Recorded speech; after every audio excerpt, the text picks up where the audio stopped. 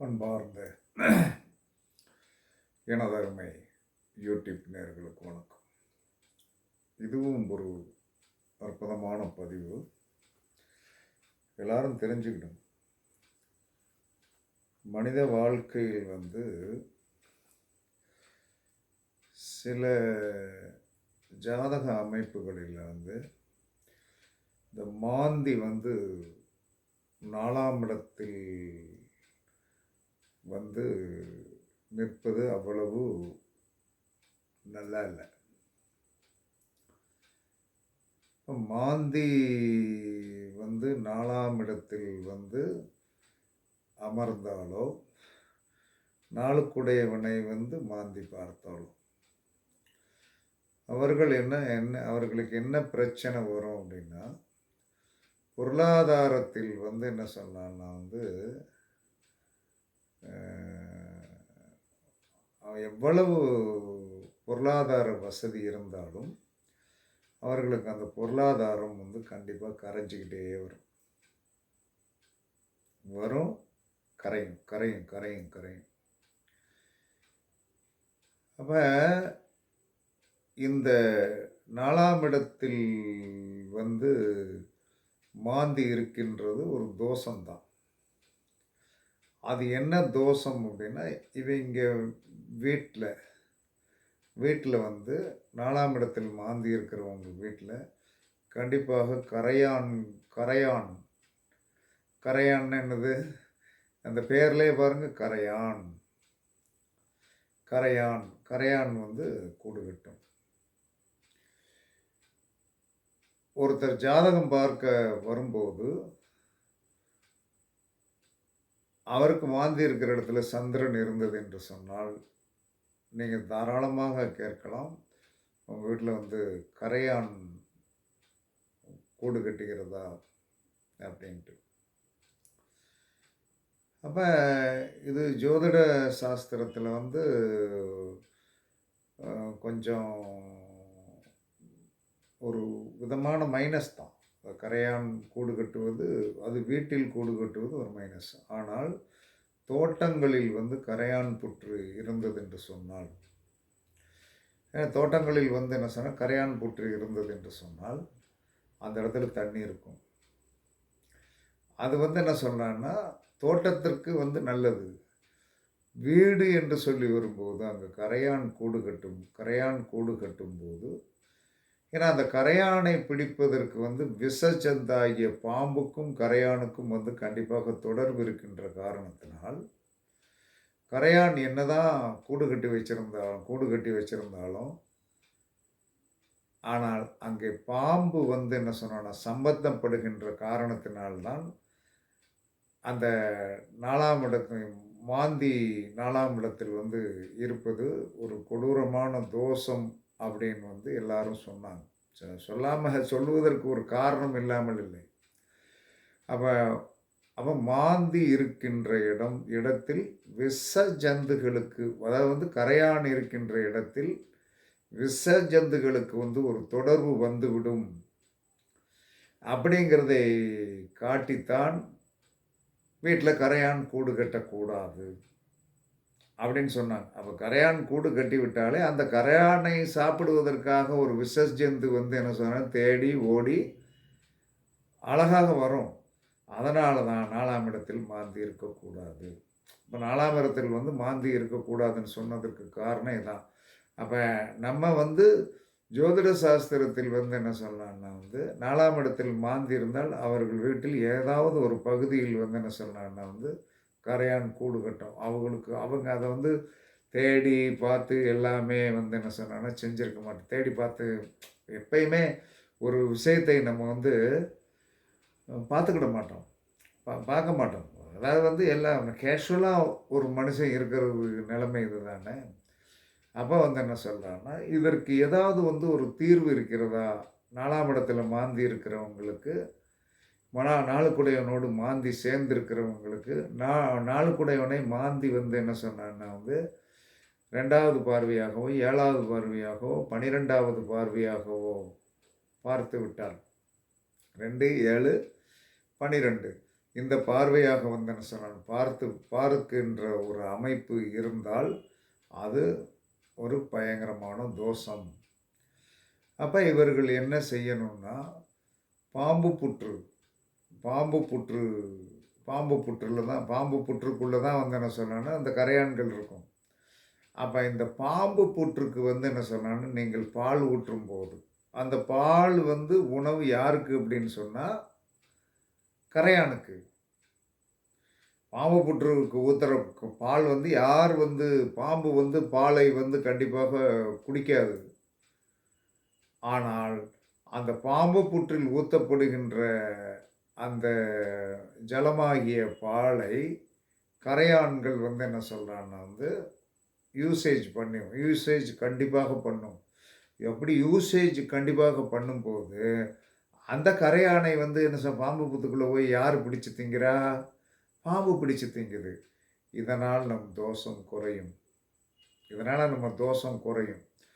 அப்ப யாருக்கெல்லாம் 4ஆம் இடத்தில் மாந்தி இருக்கிறதோ, 4ஆம் இடத்தில் வந்து மாந்தி இருக்கிறதோ, அவர்களுக்கு பணம் கரையோ என்று கரையும். பணம் வந்து கரையேன்னு கரையும். அப்ப இந்த கரைவதை தடுக்கணும் இல்லையா? அப்ப தடுக்கணும்னா வந்து அந்த கரையான் புற்றுக்கு கரையாமல் இருப்பதற்கு கரையான் கரையான் கரை கரையும். ஆனால் கரையான் புற்றுக்கு வந்து போய் வந்து என்ன நாம் வந்து பால் ஊற்றணும். பால் ஊற்றணும். அது எப்போ ஊற்றணும் அப்படின்னா, அந்த 4ஆம் இடத்திற்கு உண்டான எந்த லக்கணமா இருந்தாலும் சரி, அந்த 4ஆம் இடம் த்துக்குண்டான கிழமை, 4ஆம் இடத்திற்குண்டான கிழமை, அந்த நேரத்தில் வந்து மாந்தி உதயமாகின்ற நேரத்தில், மாந்தி உதயமாகின்ற நேரம் இப்போ நாளுக்குடையவன் கிழமை அப்படின்னு சொல்லும்போது, ஒவ்வொரு கிழமைக்கு வந்து மாந்தி உதயமாகின்ற நேரங்கள் வந்து என்ன சொன்னால் தெரிஞ்சு வச்சுக்கிடுங்க. நெட்டில் சர்ச் பண்ணிங்கன்னா வந்து என்ன சொன்னால், கூகுளில் வச்சு போனீங்கன்னா வந்து ஒவ்வொரு நாளும் மாந்தி உதயமாகின்ற நேரம் அப்படின்னு சொல்லி ஒன்று கரெக்டாக போட்டிருப்பாங்க. அப்போ அந்த கிழமையில் அந்த பாம்பு புற்றுக்கு, அது கரையான் புற்று தான், பாம்பு புற்றில் பாம்பு போய் குடியிருக்கிறது இலவசமாக வந்து போய் குடியிருக்கிறாரு. ஏன்னா அது கரையான்கள் வந்து ஒன்றும் செய்ய முடியாது. அப்போ அதற்கு நீங்கள் வந்து பால் கொண்டு ஊற்றினீர்கள் என்று சொன்னால், உங்களுடைய 4ஆம் இடத்தில் இருக்கின்ற மாந்தி கண்டிப்பாக வந்து அந்த தோஷம் வந்து போகும். அந்த தோஷம் வந்து கண்டிப்பாக போயிடும். அதில் எந்தவித மாற்று கருத்தும் கிடையாது. இந்த மாதிரி ஒவ்வொன்றுக்கும் வந்து என்ன சொன்னோன்னா, நம்மளுடைய ஜாதக ரீதியாக நாம் ஒவ்வொன்றையும் வந்து தெரிஞ்சுக்கணும். இது வந்து கொஞ்சம் ஆராய்ச்சியோடு பேசுவதனால வந்து உங்களுக்கு நான் இவ்வளவு கேஷுவலான விஷயத்த சொல்கிறேன். இன்னமும் மாந்திக்கு வந்து என்ன சொல்றான்னா, என்ன பண்ணணும்னு யாருக்குமே தெரியாது. மாந்திய பத்தி வந்து இன்னும் வந்து மாந்திக்கு வந்து அவர் என்ன செஞ்சுட்ருப்பார், மாந்தியோடைய ஒரு தோஷம் என்ன தெரியுமா? உங்களுடைய கரணநாதனை காலி பண்ணிக்கிட்டே இருப்பார். உங்களுடைய கரணநாதனை அவர் வந்து என்ன செஞ்சிருப்பார், எப்போ இருந்தாலும் என்ன சொல்றோம், எந்த இடத்தில் இருந்தாலும் மாந்திக்கும் கரணநாதனுக்கும் ஒரு சம்பந்தம் வந்து இருக்கும். 99% இருக்கும். 1% வந்து மாறுதலுக்கு உட்பட்டது. இதை தெரிந்து கொள். அப்ப இந்த கரையான் யார் வீட்டில் கூடு கட்டும், அந்த அதோடைய கூடு கட்டும் அப்படிங்கிறத நீங்கள் இப்போ தெரிஞ்சுக்கிட்டீங்க. எல்லார் வீட்லேயும் அது வந்து கண்டிப்பாக கூடாது, கெட்டாது. எல்லார் வீட்லேயும் கெட்டாது. ஒவ்வொரு இடத்திற்கும் ஒரு தோஷம் இருக்கிறது. அதை இப்போ விரிவாக பேசுவதற்கு இன்றைக்கி நேரம் இல்லை. கொஞ்சம் இன்றைக்கி வந்து என்ன சொன்னேன்னா, காலையிலேருந்து தோட்டத்தில் வந்து என்ன சொன்னேன்னா வேலை. ஆளுகள் 4 பேர் வந்து வேலை பார்த்துட்ருக்கு வேலை பார்த்தாங்க. 5 பேர் வேலை பார்த்தாங்க. நம்ம வந்து அங்கே உட்காந்துருக்க வேண்டிய ஒரு சூழ்நிலை தான். காலையில் 11 மணிக்கு போய் வந்து நான் 7 மணிக்கு தான் வீட்டுக்கு வந்தேன். மத்தியான சாப்பாடு அங்கே தான் வீட்டுக்கு கொண்டு வந்துட்டாங்க. அதனால் வந்து என்ன சொன்னேன், எனக்கு அதிகமாக எப்படியும் ஒரு 2, 3 வீடியோனாலும் 2 வீடியோனாலும் கண்டிப்பாக போட்டுறணும் அப்படிங்கிற ஒரு நோக்கம் அப்படிங்கிறதுனால தான் நான் இதை போடுறேன். அப்போ கரையான் புற்று 4ஆம் இடத்தில் மாந்தி இருந்தால் உங்கள் வீட்டில் வந்து என்ன சொன்னால் புற்று கட்டும். சரி, எங்கள் வீட்டில் எதுவுமே கட்டலையா அப்படின்னா, கண்டிப்பாக என்ன சொல்லலாம்னா வந்து உங்கள் வீட்டில் பணம் கரைந்து கொண்டே இருக்கும். அது கரைஞ்சிக்கிட்டே இருக்கும், போய்கிட்டே இருக்கும்.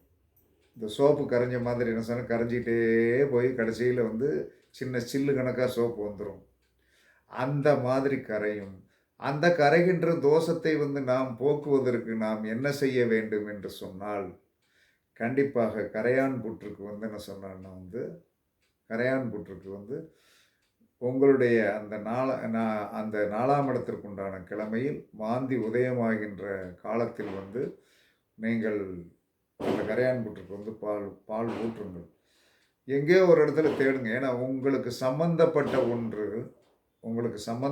ஒன்று என்ன சொன்னான்னா, நீங்கள் தேடும்போது கிடைக்கும். எப்படி கர்மா ஜாதக ரீதியாக நாம் தெரிந்து கொள்கிறோமோ, அந்த கர்மாவை நம்ம தெரிந்து கொண்ட பிறகு, நமக்கு இந்த 4ஆம் இடத்து மாந்தி பயங்கரமான தோஷத்தை கொடுக்கக்கூடியது. 4ஆம் இடத்து மாந்தியும், லக்கணத்து மாந்தியும்.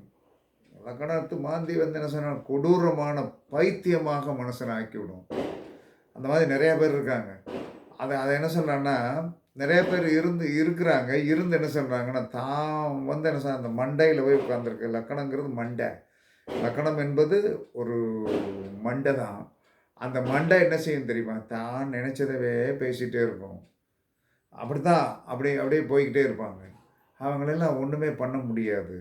அப்ப என்ன சொல்றான்னா, எப்பயுமே மண்டையில் மாந்தி இருந்தால், லக்கணத்தில் மாந்தி இருந்தால், லக்கணத்துல மாந்தி இருந்தால் என்ன சொல்றான்னா அப்ப லக்கணம் என்பது என்ன சொல்றான்னா மண்டை. அப்ப மண்டை வெள்ளம் இருக்கு பார்த்தீங்களா? மண்டை வெள்ளம், மண்டை வெள்ளம். அந்த மண்டை வெள்ளத்தை உங்களுடைய லக்கணத்தில் மாந்தி இருக்கின்ற தோஷத்தை போக்குவதற்கு நீங்கள் என்ன சொன்னா, பாம்பு புற்றுக்கு அந்த மண்டவளத்தை வாங்கி கொஞ்சம் நல்லா உங்கள் கையால் அழகாக தட்டி அந்த பாம்பு புற்றுக்குள்ளே போடணும். போட்டால் உங்களுடைய தோஷம் போகும். அப்போ அந்த லக்கணம் என்ன லக்கணமோ அதற்குண்டான கிழமை, அந்த கிழமையில் மாந்தி உதயமாகின்ற நேரத்தில் அந்த மண்டவளத்தை முதலே வாங்கி வச்சுக்கணுங்க. மண்டவளத்தை தண்டி இருக்கும், மண்டை கணக்காக இருக்கும். ஏன்? லக்கணம் என்பது மண்டை அப்படிங்கிறது சாஸ்திரம் சொல்லுது. அப்படி அந்த மண்டையில் என்ன சொல்லலான்னு இருக்கிற காரணத்தினால என்ன சொல்லணும், நீங்கள் கரெக்டாக மண்டவளத்தை வாங்கி நல்லா தட்டி அதில் பாம்பு புற்றுக்கு உள்ள அந்த ஓட்டை இருக்க முடியாது, அதுக்குள்ளே போடுங்க. இன்னமும் பாம்பு புற்றுகளில் கரையான்களும் இருக்கிறது, பாம்புகளும் இருக்கிறது. இதை நான் ஒரு இடத்துல என்ன சொன்னாங்கன்னா, கண்கூடாக பார்த்தேன். அதை என்ன சொன்னாங்கன்னா அங்கே அதையும் பராமரித்து கொண்டு தான் அவர்கள் வருகிறார்கள். அவர்கள் அதை பற்றி பயமோ இல்லாமல் இருக்கிறார்கள். அதனால் இந்த 4ஆம் இடத்து மாந்திக்கும் லக்கணத்தில் மாந்தி இருப்பது ஒரு பெரிய கொடுமையானது. இதை நீங்கள் பரீட்சித்து பார்த்து செயல்படுத்துங்கள். கண்டிப்பாக உங்களுக்கு சிறப்பான வெற்றி கிடைக்கும். இன்னும் ஒவ்வொரு கட்டத்தில் இருக்கின்ற மாந்திக்கும் நான் சீக்கிரம் கண்டிப்பாக விளக்கம் சொல்லுவேன். இன்றைக்கு கால சூழ்நிலை இவ்வளவு தான் இருக்குதுங்கிறதுனால இவ்வளோ தான் என்னால் பேச முடியும். அதனால் கண்டிப்பாக இன்னும் வருகின்ற காலத்தில் மாந்தியுடைய தொந்தரவு குறைவதற்கு நிறையா விஷயங்கள் ஒவ்வொரு கட்டத்திற்கும் நம்மளால் விளக்கம் சொல்ல முடியும். அப்போ அந்த கட்டத்திற்கு விளக்கம் சொல்ல முடியும். அதற்கு என்ன நீங்கள் இலகுவாக பரிகாரம் செய்து கொள்ளலாம் என்று சொல்லக்கூடிய ரகசியங்களை உங்களுக்கு கண்டிப்பாக சொல்வேன் என்று கூறி, இன்றைக்கு இது ரொம்ப முக்கியமானது. 1, 4 என்பது கேந்திரம் அல்லவா? 1, 4 என்பது ஒரு கேந்திரம். அப்போ 4ம் பாதிக்கப்படுது, 1ம் பாதிக்கப்படுச்சுன்னா ரொம்ப சங்கடம். அப்போ இப்போ 7ஆம் இடத்துல மாந்தி இருந்தால், அதற்கடுத்து 10ஆம் இடத்துல மாந்தி இருந்தால் அப்படிங்கிறதுக்கு இன்னும் நிறையா விளக்கங்கள் என்ன சொல்ல வேண்டிய சூழ்நிலை வரும். அதனால் அடுத்து வருகின்ற எபிசோடில் ஏதாவது உங்களை சொல்லுகிறேன் என்று சொல்லி, 4ஆம் இடத்தில் மாந்தி இருந்தால் கண்டிப்பாக வீட்டில் கரையான் புற்று கட்டும். அதே சமயத்தில் லக்கணத்தில் மாந்தி இருந்தால் மண்ட குழப்பத்தை அதிகமாக கொடுக்கும். 4ஆம் இடத்தில் இருந்தால் சுகஸ்தானம் 4ஆம் இடத்துல மாந்தி இருந்தால் என்ன கொஞ்சம் நல்லா தீர்க்கமாக நல்லா சாப்பிட்டீங்கன்னா என்ன சொன்னால் அப்படியே ஹம்மிங் ஆகும். வயிறு என்ன சொல்லலான்னா, நீங்கள் 4ஆம் இடத்தில் யாருக்கு மாந்தி இருந்தாலும் 3/4 வயிறு தான் சாப்பிடணும். முழு வயிறுக்கு போயிடவே கூடாது. அப்படியே என்ன சொல்லலான்னா, மாந்தி என்பது ஒரு குளிர்ச்சியிலும் பயங்கரமான மைனஸ் டிகிரிக்கு கீழே போகக்கூடியது. அப்போ யார் நாளில் மாந்தி இருந்தால் கண்டிப்பாக என்ன சொல்லலான்னா, நீங்கள் என்ன செய்யணும், சாப்பாட்டின் அளவை வந்து 3/4 வயிறுக்கு சாப்பிடுங்கள். அதுவே உங்களுக்கு பரிகாரம். லக்கணத்தில் மாந்தி இருந்தால் கண்டிப்பாக வந்து என்ன சொல்லலாம்னா வந்து, எப்பயுமே லக்னத்தில மாந்தி இருக்கிறவங்க ஃபுல்லா வந்து என்ன சொன்னா, அடிக்கடி வந்து என்ன சொல்லலாம்னா வந்து, நீங்கள் வந்து மொட்டை போடுங்க. ஏன்னா உங்களுடைய கர்மா குறையும். சரி நாங்கள் பெண்களாக இருக்கிறோமே என்ன செய்யறது அப்படின்னா, அடிக்கடி வந்து என்ன சொல்லலாம்னா வந்து, பூமுடி கண்டிப்பா குடுங்க. ஏதாவது ஒரு கோயிலுக்கு போய் வந்தேன்னு சொன்னா, ஒரு 4 விறகடை இருந்துச்சுன்னா கண்டிப்பா கட் பண்ணணும். கட் பண்ணி போட்டு வாங்க. இந்த மாந்தி தோஷம் போகும். லக்னத்தில் மாந்தி இருப்பவர்கள் என்ன செய்ய வேண்டும் என்று சொன்னால், மண்டை வெல்லம். மண்டை வெல்லம் வாங்கி அத கொஞ்சம் நல்லா தட்டி, நீட் பண்ணி வந்து என்ன சொல்லலாம்னா, நீட்டா அந்த பாம்பு புற்றுக்கு வந்து அந்த நேரத்தில் வந்து அந்த மாந்தி உதயமாகிற அந்த கிழமைகள் வந்து நீங்க போடணும். அதற்கு அடுத்து என்ன சொன்னேன்னா, லக்னத்தில் மாந்தி இருப்பவர்கள் மண்டை வெல்லம் வந்து என்ன சொல்லலாம்னா வந்து தானம் பண்ணணும். அத யாருக்கு வேணாலும் தானம் பண்ணலாம். அதிலும் கீழ் மட்ட பணியாளர்களுக்கு ஒரு மண்டபம் வாங்கி இத வச்சுக்கிடுங்க. அப்படின்னு சொல்லுங்க. உங்களுடைய மாந்தி கண்டிப்பாக வந்து என்ன சொல்லலாம்னா, அந்த தோஷம் போகும் என்று கூறி, உங்களிடமிருந்து விடைபெறுவது சிப்பிப்பாறை ஜோதிடர் ச. ஆதிராகவன் ஜெயபாலாஜி. சுகமே சூழ்க, சுகமே சூழ்க. வாழ்க வளமுடன், வாழ்க வளமுடன். வணக்கம், வணக்கம், வணக்கம்.